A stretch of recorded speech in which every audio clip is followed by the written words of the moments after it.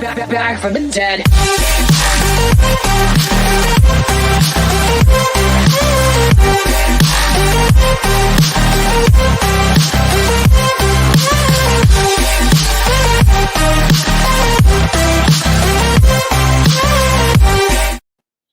Welcome to the party, pal. You're for the neighborhood master chaos with a late-breaking impromptu live show. I was not expecting to go live today. As a matter of fact, I was going to go live tomorrow. I still am. I'm going to go live tomorrow from Hollywood Horror Nights and Universal Studios Hollywood. I'm going to bring you with me live on opening night. So expect me to bring the scares tomorrow. Tonight, however, oh boy, we're talking Halloween Kills. Halloween Kills has premiered in the Venice Film Festival, and the reviews are less than favorable, I guess is the best way to say it. So I think it bodes some discussion. So I wanted to come on here, and I wanted to discuss the film and the reviews it's getting. Let me open it up here. Let's go to Rotten Tomatoes real quick. I don't know if you guys have heard this or have become aware of it. I have something in my eye for some reason. I don't know what it is. I literally just rushed home and like, God, let's talk about this live. This is going to be a lot of fucking fun. Let me say a little chat real quick. Razor Ram in the house. How you doing, buddy? May to December in the house. Let's talk Halloween Kills. Okay, check out these apples. 46% out of 13 reviews. That's awful. That's pretty bad. That's almost, Jesus, that's like almost every critic took a shit on it. But do they have actual things to say? Here's the thing. Let's be honest. Sometimes a critic could be out to shit on a film for some reason, or they just don't like the certain genre, so they're just going to go in with, their knives out, for lack of a better term. But sometimes a critic is just a critic, and they're viewing a movie the way they would view any movie, and for some reason it doesn't work for them. And that's the stuff I'm going to be looking for. That's the stuff I'm going to be paying attention to when I read these reviews, because we want to make sure if somebody's giving an honest critique, that there's a reason and maybe something to worry about before watching the movie. Or are they stupid and they don't know anything about horror movies? That could be it. John is in the house, still excited. Reject Films, still got to see it regardless. Oh, absolutely. I mean, as a critic, I would say no critic is the defining voice. There is no defining voice. Art is art. So you like what you like. And watch what you watch. Don't let anybody tell you what to watch. However, we have to pay attention to things when they pop up. If a movie gets super high praise, I'm really scared of it. If a movie gets negative praise, then I think I'm probably going to enjoy it. But, and I love saying but, it really depends on what they're saying about the movie. So here's what we're going to do. We've got, oh, Jesus, almost all of them took a dump on it. Here's what we'll do. We'll go through this list, and we'll pick out the most insightful sounding ones and take it from there. 46%. Jesus, that's not, I don't know if that's going to get any better, but we'll see. Nicholas Bell from Ion Cinema. I'm not familiar with Ion Cinema. He says, if the latest installment gave us some thoughtful subtext on grief and trauma, all characters in this sequel across the board feel extremely futile. That's an interesting review. I think that's a very insightful review, actually. And they're not just saying, "Oh, it's too much blood. I don't. Killing is dumb." That's kind of insightful. That's interesting. Savina Petkova from Awards Watch. Wow, what a name. Says, enlarging the more private generational pain into a sociological phenomenon for the whole town seems a viable device to keep the story growing. Okay, positive. She gave it a B, though. If a C is a splat, then that's almost a splat. That's weird. Okay, anyway. Jessica Klang from the playlist says, the writer strayed dangerously close to getting rid of the one relationship of any substance at all, the symbiotic link between Laurie Strode and her eternal faceless nemesis. Of all things, Halloween Kills had to kill. Why that? Well, that was already killed in the retelling. 2018 kind of gutted that whole storyline anyway. Philip de wow, that's a name. Philip says, it all feels so rote and old school, especially during such an exciting era of the genre. I'm okay with old school. Nothing wrong with that. Ben Rolfe from Discussing Film says, the film takes the slash and slash up to 1,000. It's all the better for it. Okay. Robbie Collin from the Daily Telegraph says, Kills certainly feels like more Halloween, but the game board is not exactly as it was found. As it was found it in readiness for round 13. What the fuck does that mean? Am I reading it weird? But the game board is not exactly as it was found it in readiness for round 13. The only thing that advances is the body count. Okay. So basically more of the same. I guess we were expecting that. Wendy Ide says competent, and generally pretty entertaining. Okay. Ben Kroll says an almost elemental slasher outing, unclouded by consciousness, remorse, or delusions of morality. That's fine. Elemental's great. That's very Michael Myers. David Rooney, Hollywood Reporter, says the latest installment is like a latex ghoul mask, so stretched and shapeless it no longer fits. That's interesting. That's an interesting one. Owen Gleiberman. This is the guy who's getting a lot of talk recently because he made a comment where he calls, and this is true. He says that the original Halloween was a ripoff of Texas Chainsaw Massacre. We might read that one in depth. I'm not sure. Then we got 3 Tomatoes. Jonathan from The Guardian says, 40 years after John Carpenter made the defining slasher movie, Gordon Green has made a creditable, it's not a word, creditable, stab, as it were, at reanimating the title. It doesn't really sound like he loved it. Asher Luberto says, for all the deep and troubling psychoanalysis of this film, it's also a textbook Halloween movie. Is that good? I mean, that doesn't sound like he loved it either. Adam Solomons says, from Hey You Guys, David Gordon Green's latest entry to the iconic franchise is fittingly scary and absurd. Weird. We'll go into depth on some of these. We'll see which ones everybody wants to read. Let me check in with everybody. To be fair, a lot of these critics are pushing some kind of agenda nowadays. Yeah, but that's an easy thing to say. We can't always throw out that, oh, it's an agenda. They're trying to kill things. Movies are movies. They get paid regardless whether they like a movie or not.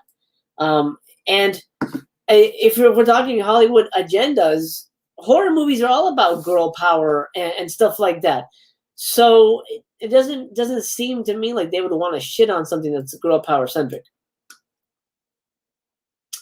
Let's see.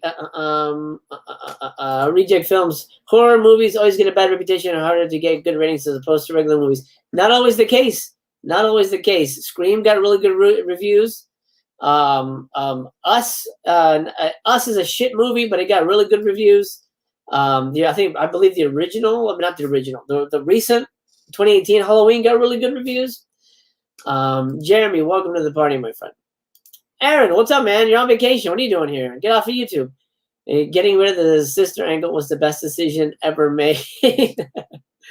I don't know about that, to be honest. I don't think a C should be a splat. Yeah, a C should be. I think yeah, I agree. DNF. Calling Halloween a ripoff TCM is the dumbest. I agree. I'm buying H5 on 4K. I'm fine with H kills. You're fine with it? Did you see it? You have to see it. You can't blindly agree. Remember how excited we were for the Rob Zombie one? Okay, so let's actually look at the Gleiberman. Let's look at that one and let's look at that one in detail. Did it open up here? I'm gonna go a little so we can read this in detail. Because this guy, yeah, maybe this guy just doesn't get it. I'm 100% believe that. But he's also a professional critic, and he's done it for years and years. I hope this thing doesn't click in. Can I zoom in? Yeah, look at that. Get out of here. Ads? I'm not buying whatever that is. Swimming guys? fuck is that? Okay. All right. Owen Gleiberman. Here we go. In 2018, when David Gordon Green was given the hallowed mission of rebooting the Halloween series that the director of All the Real Girls would embrace, becoming the showrunner of a slasher franchise says a lot about the 21st century. But let's leave that for another time. He can do different movies. What the fuck? It doesn't matter. His job was to wipe away 40 years. That's like saying, oh, whatever, Van Gogh can only paint chairs. No, or Starry Nights. That's it. He can't paint anything else. That's stupid. He doesn't understand artists, for sure.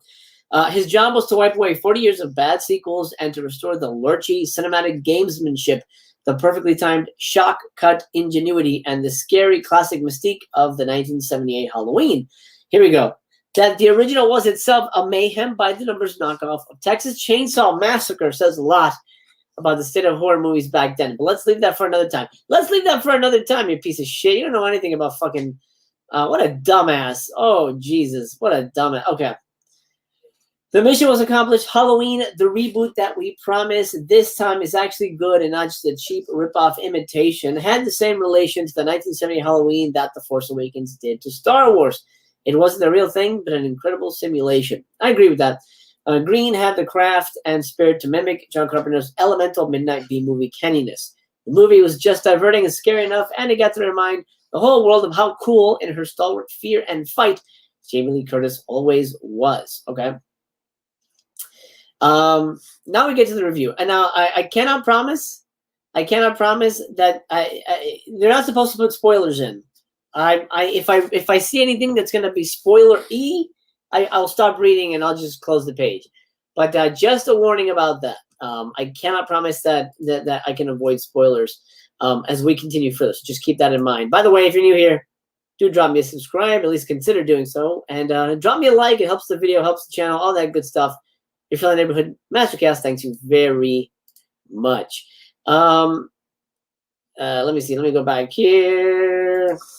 Jeremy says Scream was a big hit when it released, but Planet Terror is my favorite girl drive-in slash movie. Although it's not much of a slash movie, I wouldn't call that a slash movie at all, man. It's a zombie movie. A zombie movie for sure. Halloween '78 is my favorite horror. I love how these filmmakers want to cancel out the rest of the sequels, but do nothing but rip off shit. Exactly. Thank you, Ken. That's exactly what they do. It's like, oh, these don't count. And now you're telling me the second one takes place in a fucking hospital? Come on, man. And then I don't know. That's a whole other discussion. Let's get back to this. Okay, let's let's get over to here. Well, Jim is a pal. Some Rotten Tomato critics are questionable. Some of them, but these are all the big hitters, man. These are all the big name guys. This isn't like me, like some dude on YouTube. These are all the big hitters, which is, maybe saying something, but we'll see. Set 40 years after the first film, the 2018 Halloween took us back in spirit to the innocent garishness of the late 70s. And that was a minor triumph. But in Halloween Kills, which picks up immediately after the last film, with Curtis's Laurie Strode being rushed to the hospital after having trapped Michael Myers in her trick basement and burned him alive, Green more or less abandons the previous film's enjoyable retro flavor. Ah, okay. See, that's a point off for me. Michael, who was no more killed by Laurie than he was in all the other Halloween installments. Halloween Kills is technically the 12th, but not really. It's not really the 12th. Proceeds to go on his latest Kitchen Blade stalker rampage, and the new movie becomes all about fusing the Halloween formula with the tropes and obsessions of today, which turns out to be a real fear killer. Interesting wording there. The damage caused by Michael is now spoken of in the language of recovery. This starts with Tommy Doyle, Anthony Michael Hall, who was one of the two kids Laurie was babysitting on that fateful 1978 Halloween night. He stands up before the costume crowd at a bar, and in between talent show acts that are more terrifying than anything else in the movie, he says, in solemn tones of sharing, "Please join me in commemorating the victims and the survivors of that Halloween." The victims this time include a middle-aged biracial couple and also a gay couple named Big John and Little John. Oh, okay, that's fine. Who live in Michael Myers' old house. Oh, so the same. Oh, so they're biracial and gay. Okay. which they see that what critics would love that. Right? Critics would love that stuff, which they've renovated to within an inch of its dark, polished floorboards. That these two treat Halloween night as an occasion to eat fancy hors d'oeuvres and watch Minnie and Moskowitz makes one realize there are cliches you wish Michael Myers could kill off. Laurie, confined to her hospital bed, gets up out of it by giving herself a double injection of opioids. I mean, I guess that's a spoiler. It's all happening, says Laurie. Michael's masterpiece. What she means is that Michael isn't just a mad killer anymore. He's an orchestrator of chaos, a terrorist. His intent is not simply to murder, but to cause ripples of fear. Why? I think that might be an interpretation. I don't necessarily think they're going for him being a. I don't think they're going for him being a terrorist. I don't know. Ken Carlson, what Halloween 4Ks did you pre-order again? None of them. I've not pre-ordered them at all. At all. Jeremy says Halloween can never be touched. Directed by John Carpenter, his movies are untouchable. I agree. I agree. Let's see. And then there's the mob that forms. Anthony Michael Hall, who in his crew cut looks like the kind of middle America loud who cheered on the Capitol riot. Well, I feel like that's a low blow. Picks up a baseball bat out of the bar and heads after Michael. The crowd forms behind him, and by the time Hall gets to the hospital, the crowd has swelled to a furious, surging, unruly metaphor for the angry America of today. That could have weird repercussions in terms of like how that reads, considering everything that's happened. Everyone starts to chant, "Evil dies tonight." Oh, that's I can see how that could be super cheeseball. And as a demonstration, here's the problem with these movies: if they get too operatic, they become so goofball that we get into Halloween 5, Halloween 6 kind of territory a little bit. Even though I kind of like those movies, but I don't know. Evil dies tonight. It's just like one serial killer dude. You know what I mean? Yeah, he killed some people, but he hasn't. I think this. I don't know. The movie feels like it's banking off of the legacy. In this world, he only killed 3 or 4 people in the first one, right? And then everybody from 2018. So it's not like, he's been at it for 40 years. So that feels a bit much. But whatever. I haven't seen the movie, so I'm just giving my impression. It might work. And as demonstrations of how this kind of thing can go awry, they target the wrong killer. Oops, spoilers. Thinking that Michael unmasked is the other crazy dude who just escaped from the local mental institution. Oh, that's strange. That's a twist so preposterous that it's high camp, since the guy who isn't the killer is a homunculus who looks like Danny DeVito in a hospital gown. What? Did they forget that Michael Myers is 6'5"?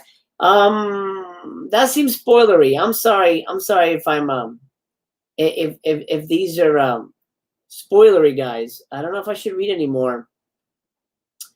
Because that seems like, oh, you know what? We're almost at the end. Let's just go. Let's just do it. Halloween Night might be Michael Myers' masterpiece, but Halloween Kills is no masterpiece. It's a mess, a slasher movie that's almost never scary, slathered with topical pablum, and with too many parallel plot strands that don't go anywhere. See, that could be a problem. That would be a problem for me. Green, as clever a job as he did on the first film, wastes no time cutting back to where the Halloween series ultimately landed, in a swamp of luridly repetitive and empty sequels, with Michael turned into such an omnipresent icon that his image gets drained of any nightmare quality. He's more like somebody who belongs in a lunchbox. Curtis, so good in the last one, is mostly wasted this time. That's awful. You can feel the film trying to think up things for her to do. Oh, no, that's not good. As Laurie's daughter, Judy Greer, and granddaughter, Andy Matichik, do most of the heavy lifting. Okay. Well, I guess we expected maybe she wouldn't be the lead. She wasn't really the lead of the other one, to be fair. The relentless nattering about the past, Michael is evil, and evil can never be killed, is the sure sign of a desperate bottom-line fixated sequel. The other sign is that Michael Myers stabbing knives and broken light fixtures into people's faces may not be scary anymore, but he's still a charismatic figure of darkness. You're relieved every time he shows up, and it's all about that doleful, rubbery gray Hamlet of Psycho's mask. After 40 years, that mask is more expressive than any of the actors in Halloween Kills. Ouch. Yeah, yikes. I will say, I mean, he does bring up some interesting points.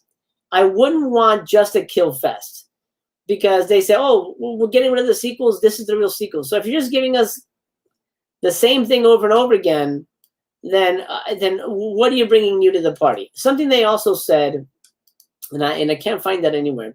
Something they also said about this new trilogy is that Michael Myers will not be supernatural. It sounds, I haven't seen the movie, but it sounds like they're making him supernatural. I don't know. Should we read a good one? Let's read a good one. Let me see. I want to read one that we know. I know Hey You Guys. Let's do Hey You Guys. I want to read a good one. Let's see. Agree. Okay.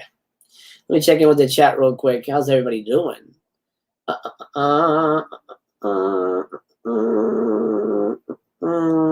Jim says a cheesy chant. Yeah, he agrees with that. I mean, it might play cool in the movie, but I mean that's very cringy.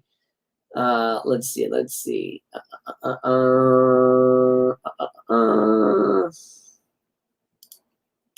I don't know. I believe. I mean, Owen Gleiberman isn't just a fly-by-night dude. He is. He's been around. I'm that beyond the Chainsaw Massacre comment. The guy knows movies. At least he's known them well enough. John says, review confirms Thorne lives. You know what? That would be the funniest fucking thing. It's like, forget all the sequels, and they bring Thorne back. God damn. You know what? That would be hilarious. It's not going to be that good. We should just all accept that. At least it's not resurrection. Well, yes. It's hopefully not. Okay, Halloween Kills, Venice Film Review. This guy liked it. Let me zoom in a little bit so you guys can get a better look at it. How's that look on the screen? That looks pretty good. Okay. Well, who's this again? Hey, you guys, Adam Solomons. I'm not going to read that opening thing. That's a little stupid. The idyllic Illinois suburb has been the subject of Michael Myers' rampages for more than 4 decades. It doesn't count. Nope, you can't say that. It has not. Stop saying that. It has not. Because it hasn't. This one night and then that's it. No 4 decades. Get that out of your mind. That didn't happen. The idyllic Illinois suburb has been the subject of Michael Myers' rampages for more than 4 decades now. As vicious as it is incoherent, Myers' terror knows no bounds. Halloween Kills is the latest outing for horror's most iconic slasher, and though it tries and fails to speak profoundly about the nature of fear itself, will be far from a disappointment for the millions of genre fans for which the Halloween franchise has become canon. I think I read that weird. Sorry about that. Following directly on from 2018's straight reboot Halloween, Kills is a continuation of the gruesome night, October 31, 3 years ago, in which Myers, Nick Castle, it doesn't matter. You don't have to. It doesn't matter. Inflicted his rage on Haddonfield once again. Halloween Kills does a nice job, not only by summarizing the events of the predecessor and the incredible 78 original, but sets the scene of just what a Myers melee feels like quickly enough to. Interesting. John Carpenter's unmistakable score helps. I mean, I'm looking forward to that the most, to be honest. I'm right here. As far as familiarity with the 11 movie series goes, Halloween Kills requires little. Yeah, you don't have to none of it. If you've only seen the 78 classic, as I had, here we go. Here we go. We were just talking about this. Have critics not seen the rest of the franchise? Well, this puts this review in a different light for me. If you're telling me you're reviewing this and you've never seen any of the other movies, I don't know how you guys feel about it, but I feel like this kind of discounts stuff for me. Merlin, no, God no. I think he's gonna destroy the monsters. I'm so worried for that movie. He's gonna destroy it. There's no way it's gonna be good. There's no way. Okay, so he doesn't even familiar with the fucking movies. If you've seen none at all, you probably won't. That's not because these movies are particularly intricate, but because they've grown to something so self-referential and enclosed that the language, norms, and laws of the universe are essentially Halloween's own. In genre terms, the franchise is basically Star Wars. No. Not at all, sir. And this guy gave it a positive, so I'm curious.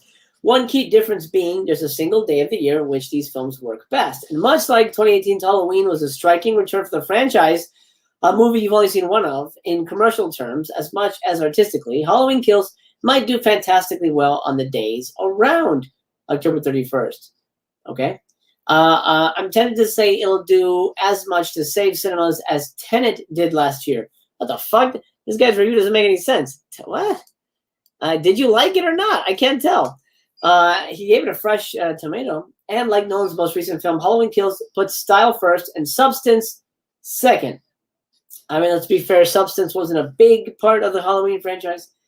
Gordon Green seems to be making a concerted effort to correct some of the earlier films' thorny approaches to mental illness and diversity. You haven't seen the other films. What are you talking about? There's diversity all through it. Go eat an ass, man. Another innocent mental hospital escapee is on the loose and falsely targeted. Hayden? What the? Oh my God. Fuck this. I'm not reading anymore. I don't count you. Hayden? I don't count you. Go away. And this guy gave it a fresh. Adam Solomons, you suck ass. Gave it a fresh. That doesn't count. I don't count that at all. Let me see. Let me see. I want to know somebody who actually knows what the shit is the shit. The Guardian. We'll go with the Guardian. That's a real newspaper. Right? Oh my gosh, this privacy shit.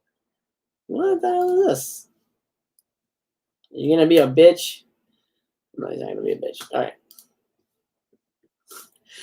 Disqualifying him, yeah. So the guy sucks. What the hell is he talking about? Let's see. John Peters says, and yet F9, Shang-Chi, Black Widow all made bank. But go mention Tenet. Yeah, Tenet makes no sense. Let's see. Not even though Black Widow copycat, yes, the guy obviously doesn't know horror. He could be a respected mainstream reviewer, but he doesn't get horror. I'm not sure if that's in reference. I think you guys are having a conversation on the side there. Eddie in the house, Star Wars. What the F? Yeah. Done with that guy. He gave it a fresh. He liked it. Doesn't count. 3 stars, 3 out of 5 from Jonathan Romney from The Guardian. Okay.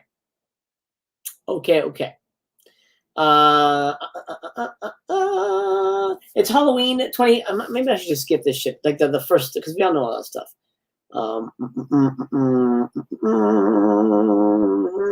Okay, we'll start over here.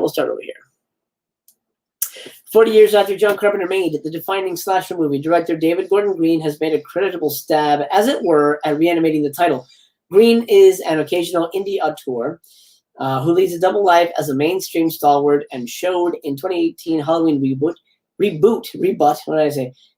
He's more than competent at straight genre thrills. Writing again with Danny McBride, here joined by Scott Teems, Green offers a functional but enjoyably efficient follow-up. It kicks in only minutes after the events, of the previous episode and pretty much follows a straight line apart from brief flashbacks to 1978 with even a passable Donald Pleasance look-alike on hand to lend authenticity. I have heard there's a really good flashback. So maybe that's what that means. We get a little DP. A little DP action. There's not a massive amount of innovation, but the significant new element is that the citizens of Haddonfield, he spelled it right, decide to hunt Myers down vigilante style at the urging of Laurie's one-time babysitting charge, Tommy Doyle. Now a bullish barroom bro. So it looks like Tommy is just going to be in a bar the whole movie. Everybody's mentioning him at a bar, and then he looks like he leads the lynch mob, I guess. Played by Anthony Michael Hall, a veteran of, we know him. The population storms Haddonfield Hospital chanting "Evil dice tonight," bloodlust in their eyes as they pursue the wrong man, which is where the film gestures at a parable about everyday Americans going rogue under the spell of collective hatred. No one actually dons a horned helmet, but we get the message. And this was shot before all that shit. Well, that's a short. Wait, is this a short review? What is all this? Yeah, it's a short review. Okay. Well, good. I didn't want to read too much. But in contrast with George Romero's zombie films, where political allegory is the whole point, we're really here for the slaughter and the reliable repetition. Loose bits of plot from Green's 2018 film are strewn all around like fragments of shattered pumpkin. That's an interesting way to put it. And there are more characters to follow than Haddonfield's entire original population. But familiarity with the terrain helps us settle in quickly, and while the film doesn't recraft old-school slasher politics for contemporary sensibilities, quite like, oh, God, why are you mentioning 2019's Black Christmas? Are you saying that was good? Did he like that? No, he didn't like that shit. Hold on. Going off topic for a minute. Honestly. Okay, no, he gave it 1 star. Okay, good. Just double checking. That shit worried me. The focus is still determinately female. Jamie Lee Curtis's Laurie, now wearing Patti Smith's current hair, is as indestructible as ever. New generation unscarables. Andy Manichuk and Kyle Richards. They're not really new generation. They've been around. At least Kyle has. Give their best, and the always superb Judy Greer manages to convey undaunted intensity, even despite some very autumnal knitwear. Oh, okay, strange thing to mention. James Jude Courtney, Nick Castle, and Aaron Armstrong all loom as Michael Myers. There's a third guy? I didn't know that. Why is there a third guy? Whose featureless mask has now taken on a slightly rueful expression, as if he knows he's likely to be on carving duty for a very long haul. I mean, you know, it's not a slam dunk review, but it sounds like he was okay with it. I don't know. Did you like the Rob Zombie films? Yeah, no. Oh my God. The Evil Dice Tonight chant is obviously a throwback to the lines Donald Pleasance would say throughout this series. Yeah, but it's cool when he said shit like that. I don't know, a crowd chanting that feels like, hey guys, maybe we should come up with something better. What about like kill them? I don't know. It seems a little operatic for me. It seems operatic for me.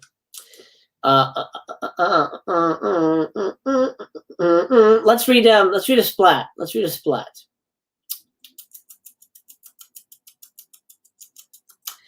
Jessica Klang, that lady. You know, Timeout is a big one. Oh, he really didn't like it. 1 out of 5. Oh shit. Let's see. Oh, this is gonna be good. This guy really was not a fan of this shit. Hey, Asian we did is in the house. I'm expecting good pacing from this movie. I'm not. I'm actually expecting the opposite. Aaron says people are forgetting this is a Halloween film. Yeah, it is. But you know that doesn't mean every Halloween movie is good in equal terms.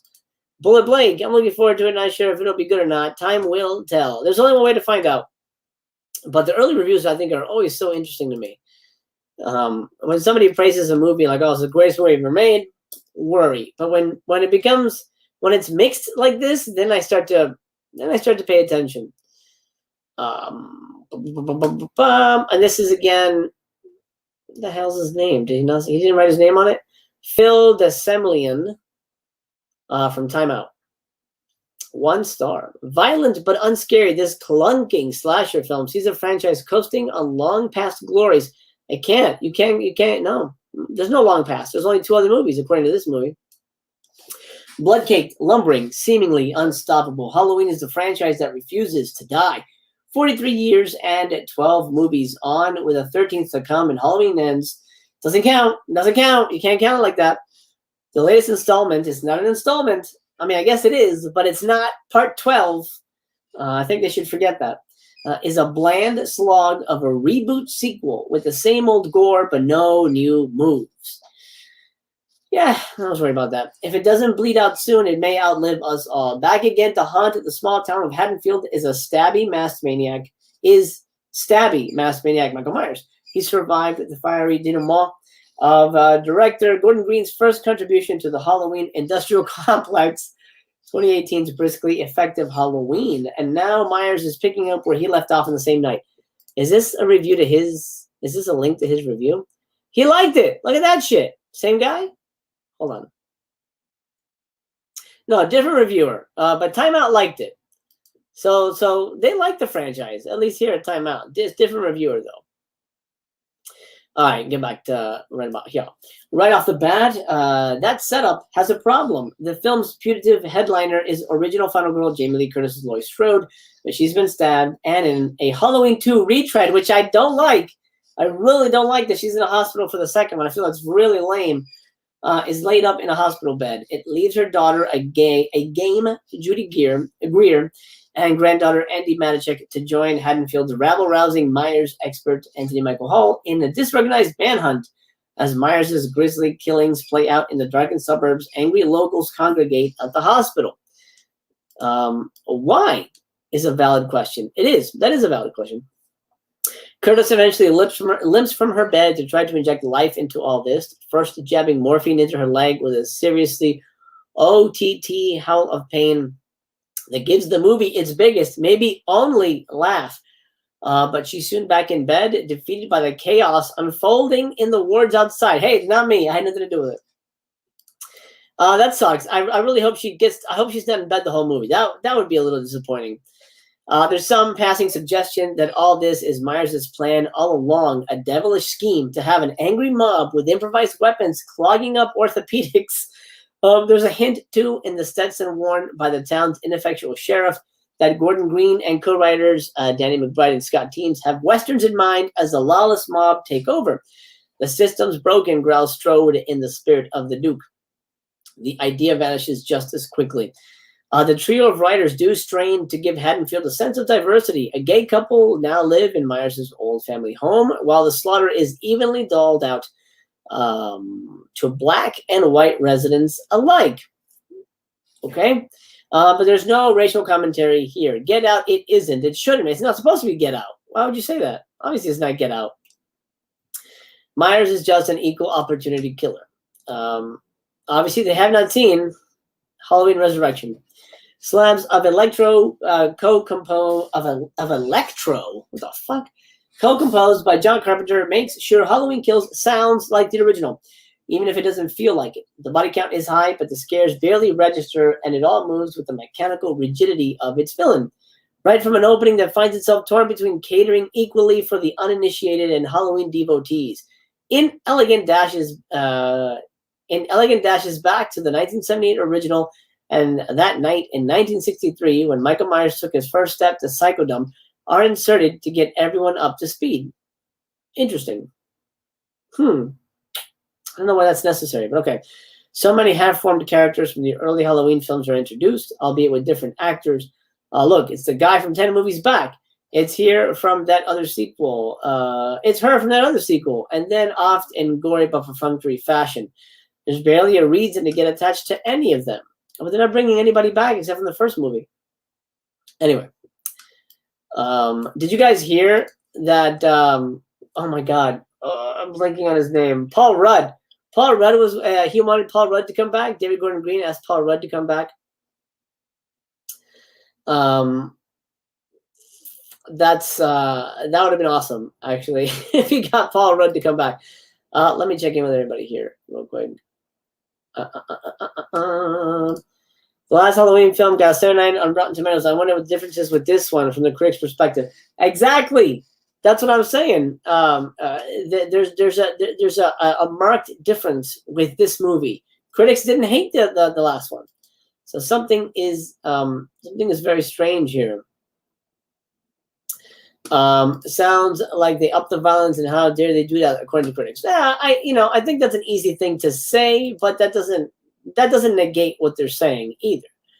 It sounds like they upped the violence, but they got rid of any kind of development or story or character meat that I think is necessary, even for a movie like this. Bullet Blake, I wasn't initially a fan that they retconned on the former sequels with these, but the last one was a decent follow-up. Yeah, it was fine. I didn't hate it. Iron Pin, anyone that saw the last film kind of makes sense. She's in the hospital. Oh, sure. But She didn't have to be. She didn't have to go straight to the hospital. She didn't have to be in the hospital. She got hurt, but she could be on the run. It could be next year. She didn't have to be in the hospital. The Thorn trilogy needs a remake. That would be amazing.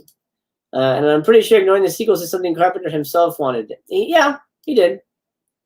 Let's see.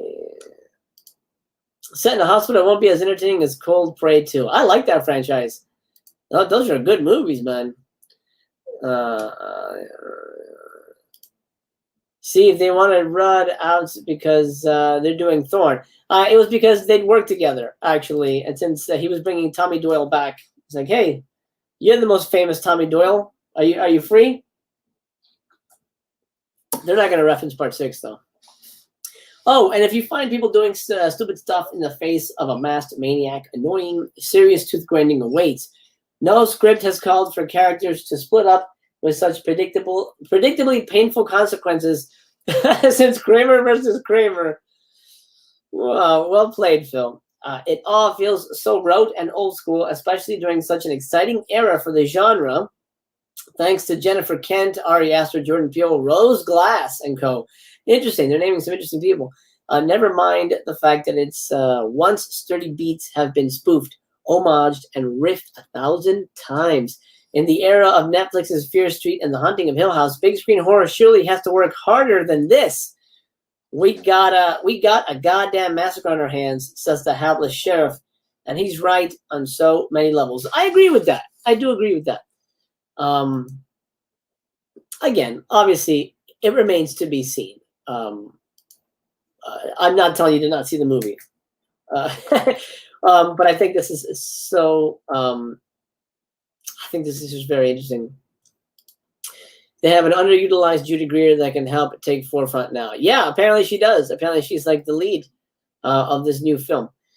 Let's see. We did 2 splats. I tried to do a positive. But that guy was I did. This was kind of a positive. The Guardian one was kind of a positive. It didn't sound positive. This guy's an idiot. He's probably a nice guy, but doesn't know what the fuck he's talking about. Let's go with discussing film. 4 out of 5. Let me make sure it's nice and big for you guys so we can see it a little better on the screen there. Halloween Kills review. Michael Myers doesn't hold back in his gnarly slasher. Ben Rolfe. Okay, Ben, what do you got to say? Let's go right meow. John Carpenter's revelatory. Oh, he's just going to. We know all this shit. We'll start right there. Green's Legacy sequel was a commercial and critical success, leading to the announcement of 2 more follow-ups. Now, after the long wait, now the next continuation, Halloween Kills, is here, and it's just as good as its predecessor, but it takes the slash and slasher up to 1,000, and it's all the better for it. Halloween night, 2018, Michael Myers burns in the basement of Laurie Strode's house. The town of Haddonfield is blissfully unaware of the boogeyman that has haunted them for over 40 years, which, again, it doesn't count because he really only had one night and he killed like 3 people.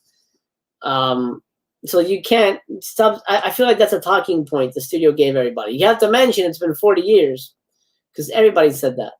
Okay, we know that. Let's just get to the review. Right about, isn't this from the first one? This looks like the first one. Okay. Halloween Kills is a nonstop blood-rushing blast. Okay. David Gordon Green takes the brutality of his 2018 film and amps it up, breaking the dial in the process. Michael literally mows his way through the entire town of Haddonfield. No character, big or small, is ever safe. There are some absolutely gnarly kills that will become ingrained in spectators' minds. It's shocking to the highest degree. In terms of the film's scare factor, audiences will be undoubtedly biting their nails in anxiety.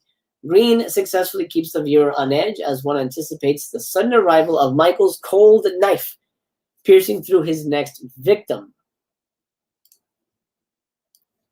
I'll tell you why that worries me in a minute. Let me finish this. What makes Halloween Kills differ from 2018 is the fact that it's less about Laurie Strode. Many familiar faces from Laurie's past return and take center stage, along with her granddaughter. By bringing in this extensive range of supporting characters and killing them off one by one, It's made abundantly clear that Michael Myers is truly unstoppable, and it won't be known as to who will be making it to the next film alive until this one's very end. No one can escape the boogeyman. In terms of its filmmaking, Halloween Kills is a compelling horror delight. It plays heavily into the audience's fears of darkness, as cinematographer Michael Simmons blasts strong beams of light to contrast the emptiness of each scene. Despite being clearly modern, a large majority of Simmons' visuals evoke Dean Cundey's original style. That's interesting because there wasn't a lot of what he just said in the original. The frequent use of zooms elevate the ongoing zooms. Interesting. Endless amount of dread in the atmosphere. Pairing with the film cinematography is the crisply loud and fear-invoking sound design, which, as always, is incredible. The cherry on top is John Carpenter's new rendition of the theme. Okay, here we go. Some flaws. We got some flaws here. However, the film isn't without its flaws. Jeff Radley, Danny McBride, and David Gordon Green. Scripting is perhaps the biggest example. Likewise, this was the standout flaw of the 2018 film. There is something inauthentic and occasionally farce to some of the dialogue, especially at the start. Okay, that's a bingo. Show of hands of the people in the chat who enjoyed the banh mi sandwich discussion from the last movie.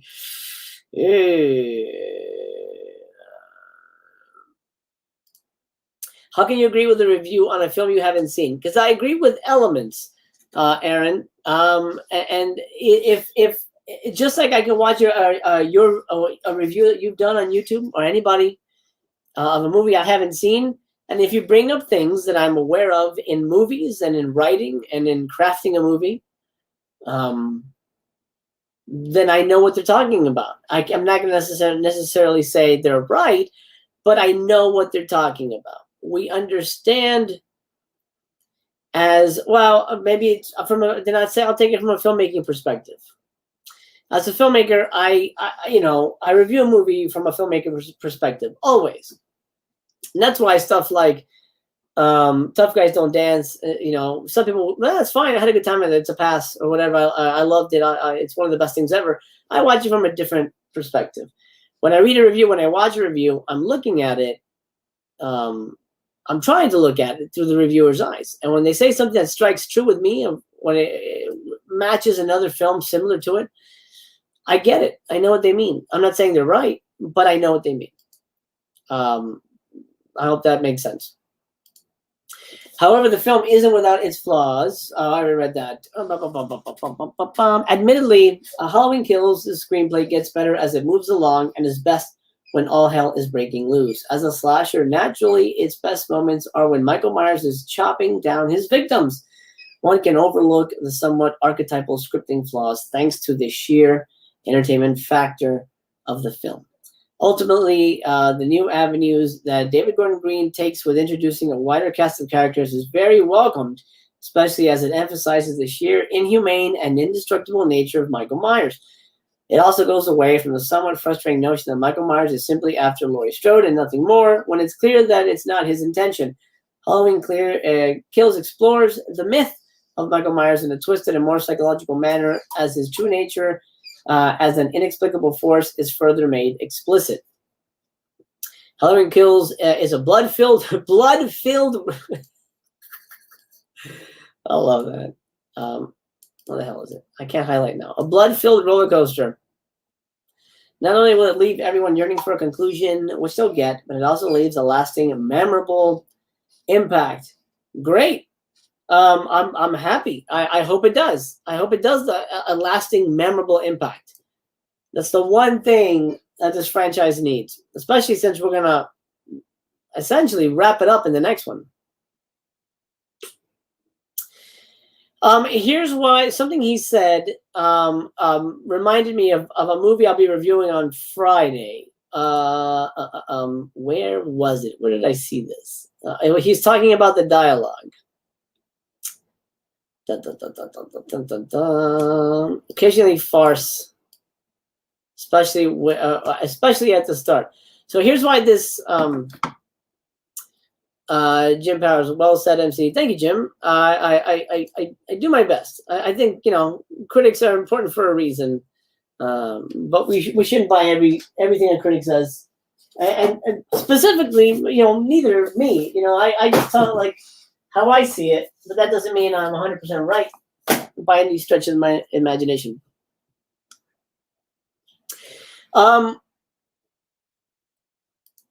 Who's seen this? Commando Ninja.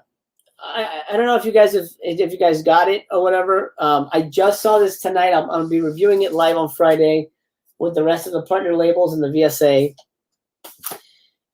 It didn't work for me. It didn't work for me because it never felt like its own movie. It never felt like its own movie, and that's the main problem for me. It didn't feel like its own movie. It was a spoof. And you look at something like Hot Shots and Hot Shots Part 2. They're spoofs, but they felt like their own movie. They felt like their own movie, and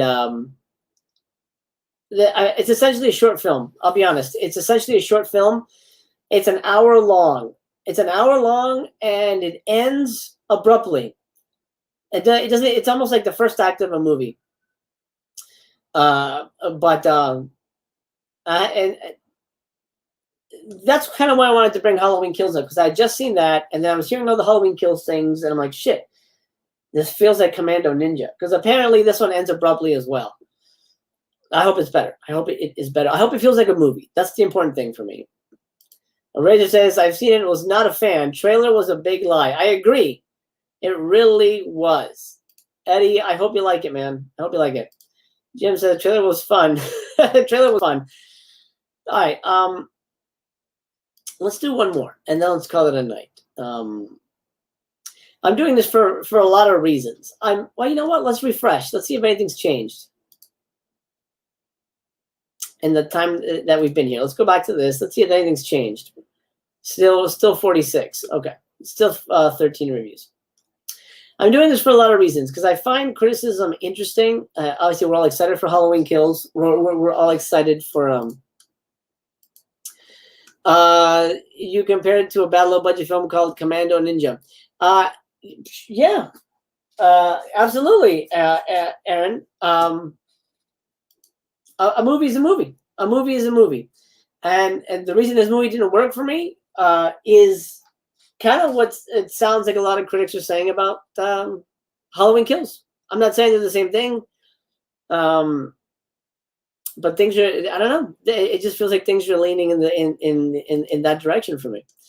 And that remains to be seen, of course. But that review, you know, and all the other reviews I've been hearing, I just got reminded of Commando Ninja.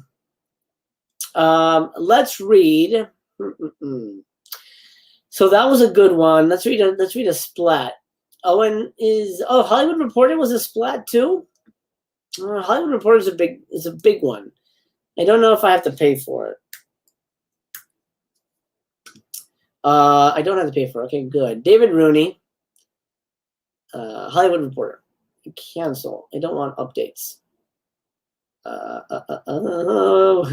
Bob Ross responds to Netflix talk as Melissa McCarthy and Ben Falcone said they didn't set out to create a hit piece on Bob Ross. What the fuck did they do? Well, that's another story for another day. Weird. Okay. This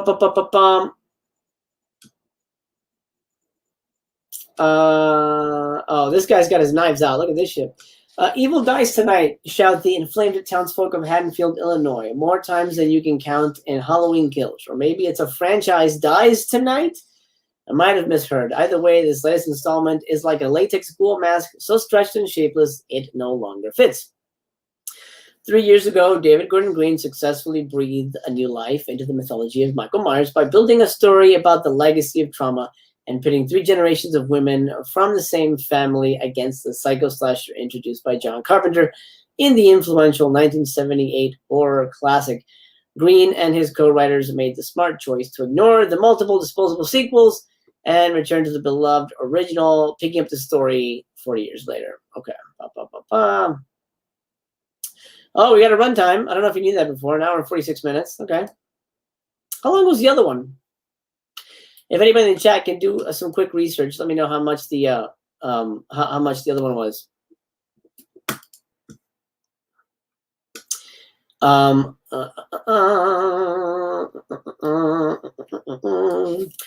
But in the second part of a trilogy spun out of the rebooted property, all set on the same night and slated to conclude with next year's Halloween Ends, Green has made exactly the kind of witless, worthless sequel that bled the franchise dry in the 1980s and 90s. It premieres in Venice in conjunction with a Golden Lion Career Achievement Award for Jamie Lee. What's most disappointing is that after reimagining Curtis's Laurie as a fierce warrior grandmother hardened by PTSD into a tough customer at considerable cost to her personal relationships, here she's basically sidelined in post-surgery recovery. I mean, we can all agree that's kind of a disappointing element. That's like if they made, if Scream 5, Neve Campbell's in it, but she's, in a hospital bed for half the movie. She gets to spout some wobbly Halloween lore about Michael's transcending mortality to become a superhuman disseminator of fear, which is stupid. And you can't tell me that isn't stupid because they said they were going to focus on him being human and not supernatural. But mostly she's just killing time waiting for the inevitable showdown in the closing chapter. Killing time. That sucks. Yeah, okay. If it's a middle chapter, I was afraid that would be the case. But it remains to be seen, of course. Let me zoom in a little more. In a screenplay co-written with Scott Teems and Danny McBride, Green's storytelling skills are in trouble from the start. It's a full 20 minutes before we find Laurie, where we left her at the end. Wait, it's a full 20 minutes?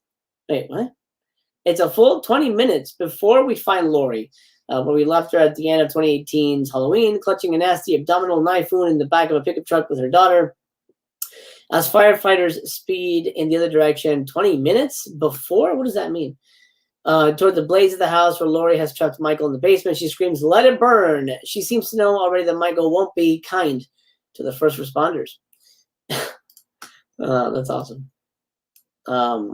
Before all that, we wade through clunky detours and messy. Okay, I see. Okay, we wade through clunky detours and messy recaps of Michael's history from his murder, the murder of his 6-year-old sister. What? 6-year-old sister? I'm sorry. What? Maybe he meant 16? That's confusing. Through his Through his 1978 Halloween Night Rampage in Carpenter's film, to his escape from a psychiatric hospital. I mean, that's pretty shit. If the movie begins with him killing a 6-year-old, and we all know he didn't, that's already kind of shit. That's canon breaking right there. That's Luke throwing away the lightsaber. Through his 1978 Halloween Night Rampage in Carpenter's film, to his escape from a psychiatric hospital 40 years later, along with another patient who's roughly half his height and yet somehow later manages to be mistaken for Michael. Did somebody else escape in the last movie? I don't remember that. I gotta rewatch that. I don't remember that happening. Let's see. What was it? Also, an hour and 46 minutes. That's kind of nuts. They have the same runtime. Wow, that's a hell of a feat. That is a hell of a feat. Here we go. The writers have combed the original story by Carpenter and Deborah Hill for any surviving minor characters that can subject to more punishment. That includes Tommy Doyle, whom Laurie was babysitting, Lindsay Wallace, Annie's dad, former Sheriff Brackett, is still around, now working at the hospital. That's cool. And I was excited to see him. Also still kicking. Oh, man. Also still kicking is Marion Chambers, a colleague of Michael's, former psychiatrist Dr. Loomis, now sadly departed but resurrected in an inadvertently amusing flashback by someone doing a bad Donald Pleasance impersonation. Pure evil. I can't do it. Pleasance. That 1978 interlude sheds light on Will Patton's Officer Hawkins, played in his rookie cop years by Thomas Mann, and scenes that reveal how he failed his fellow officer and didn't stop Michael when he had the chance. But Patton's main function here is to give Laurie someone to talk to in the ICU. Okay. Yeah. Yeah, there's a lot. If you've never written a script, there's a lot of stuff that he's saying that makes sense in terms of like, well, we've got to have this character has to talk to this character. Oh, okay. That's in the weeds. Maybe one day we'll talk about story writing. That would be fun.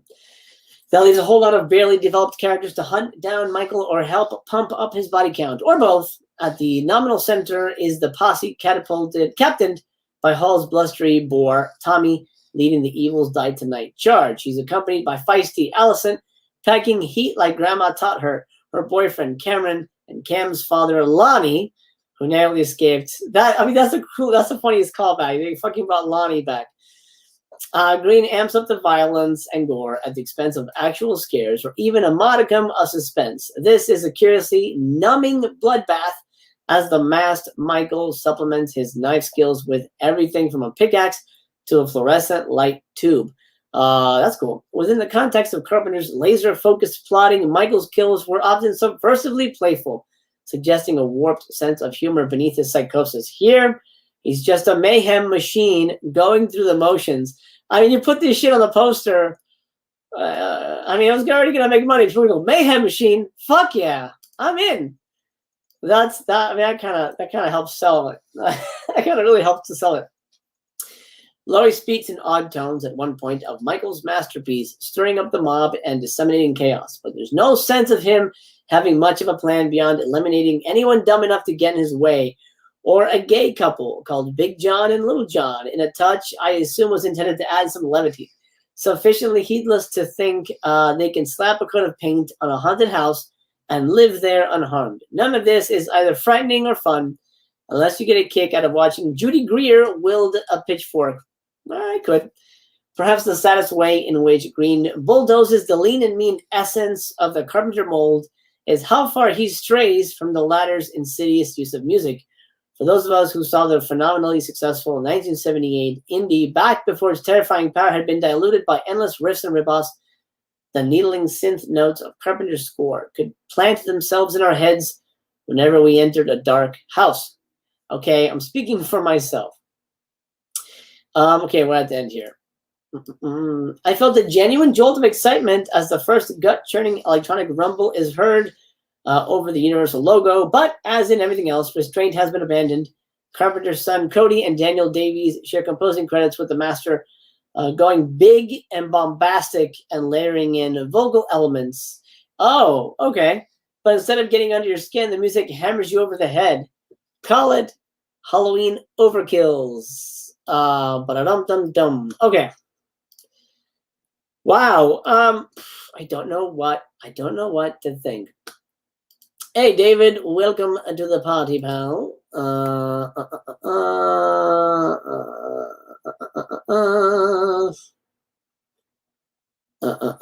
Let's see. Oh, they're bringing back Kyle Richards. Yeah, me too, man. Me too.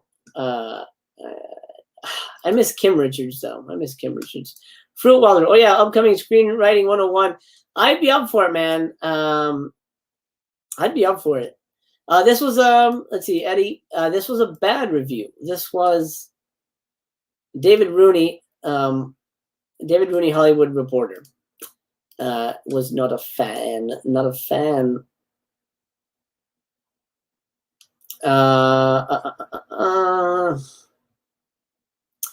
Aaron says, if anything, it kind of makes me want to see it more. Yeah, I'm honestly with you. That's why I read reviews, and that's why I watch reviews, because I love other people's opinion, and I've had negative reviews impact me positively. Case in point, talk some more VS. Girls' School Screamers. Everybody hated this. Everybody hated it. I saw everybody's review. Okay, I'll give it a shot.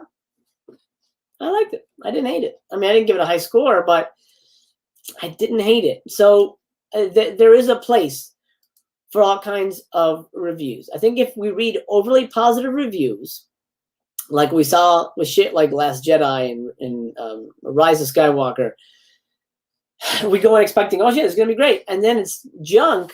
We get gutted. As a matter of fact, something I like to do is I will only read the negative reviews. What didn't they like? What stood out to them that was weird? What didn't work? The good critics will tell you why it didn't work. And that's why in my reviews, I try to give you a reason why it didn't work for me. And then you go in with your eyes and knowing what didn't work for me, maybe it works for you, or maybe we agree.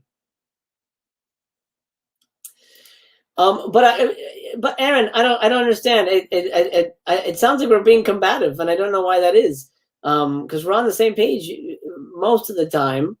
You don't go. I'm not saying go by reviews. I'm saying let the reviews show you different points of view. That's what a review is.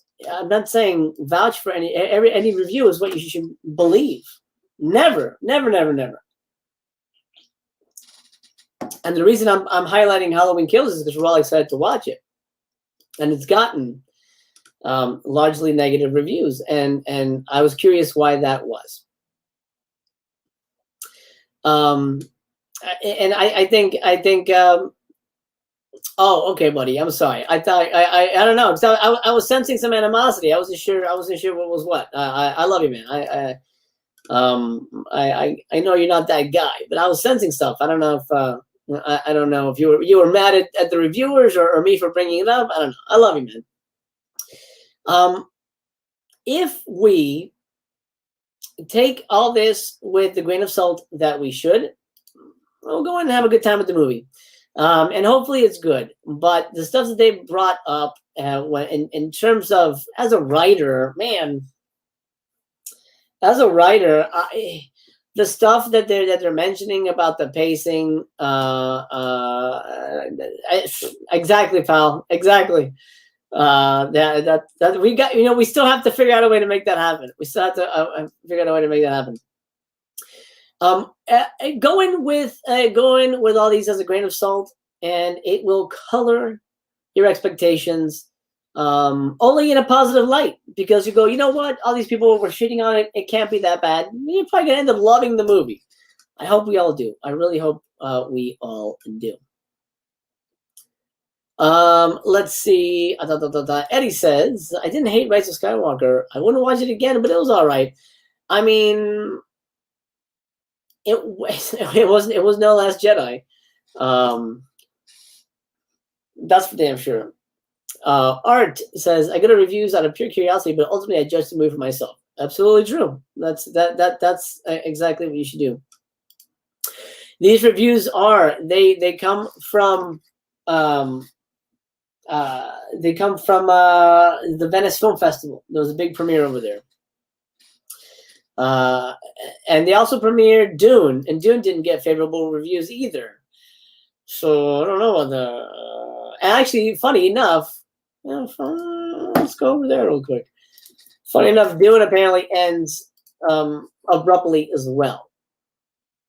This has got an 87% though. How long is this goddamn thing? 2.5. That's not that long. It seems like Nicholas Bell, who gave a splat to Halloween, loved it. Well, I loved it. Oh, Phil, our old pal Phil, who didn't like. Oh no, he liked Halloween, I think, but he gave it a weird review. Doesn't have an ending. Ugh. That could be bad because then we'd be waiting another 3 years for a sequel. I'm down. I want to watch it though. I'm not a fan of the book, but I'm a fan of spectacle, and I love the director. Anyway, Halloween Kills. Mixed reviews. Right now it stands at 46%. Audience score is going to come in a couple weeks, right? Kind of like 3 weeks, something like that. And then we'll see. We'll see if this will probably move or it'll probably crater. Who knows? Usually there's an embargo, but not when there's a film festival premiere. If it's a press screening, that's different. Film fest premiere, all bets are off. So that's why, man. Aaron says, as the writer of the Halloween 2018 had some.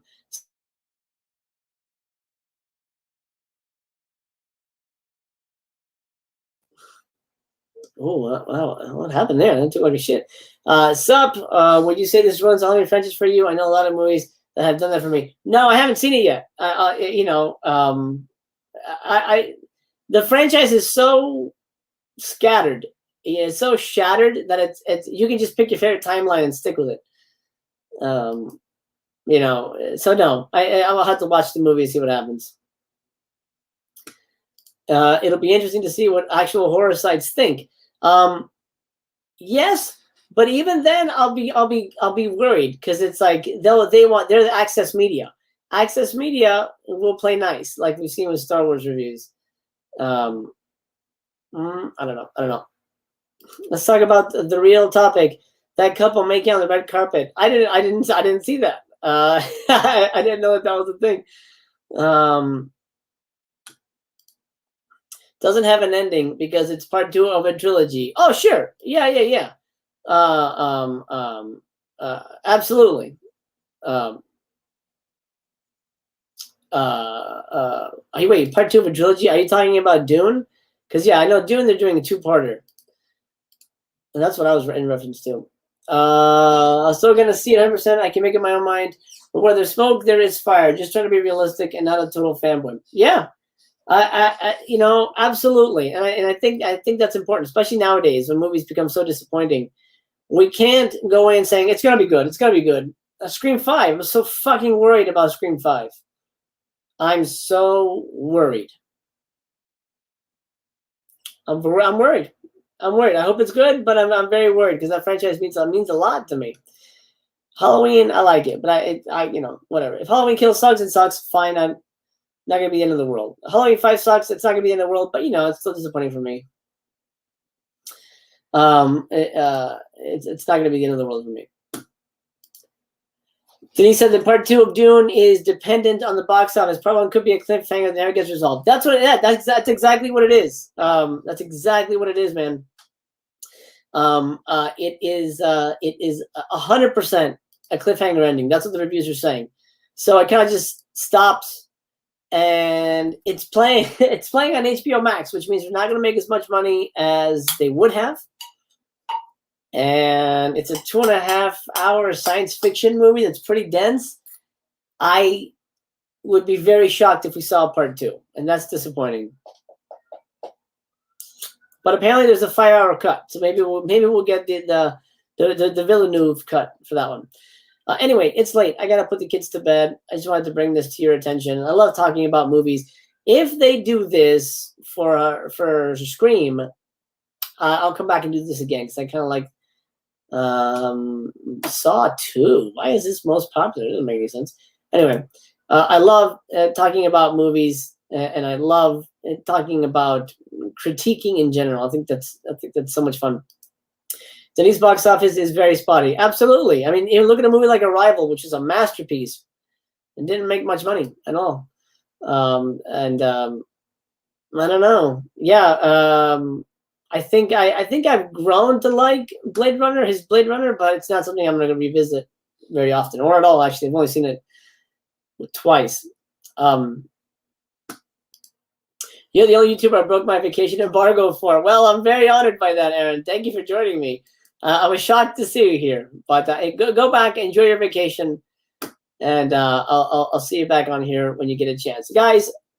Tomorrow, Thursday, I'll be coming live from Halloween Horror Nights at Universal. I don't know if I can film in the mazes, but I'll do my best. I'll at least capture the atmosphere, and we'll have some fun. Partner label review with my thoughts on Commando, Ninja. What the hell was the other one? She Freak, Whatever It Takes, which is, I know it's a VSA, but Whatever It Takes, and Psycho Sisters. And I might throw in a couple of extra goodie surprises. So, well, I'm not going to give it away. That'll be for Friday. Hopefully, I'll see you then. Until we meet again, regardless of what happens in the movies, in the cinema, we always have each other, and that's what matters. Thank you so much for your time. I appreciate it. I love you, and make sure to check your doors, lock your windows. Michael is everywhere.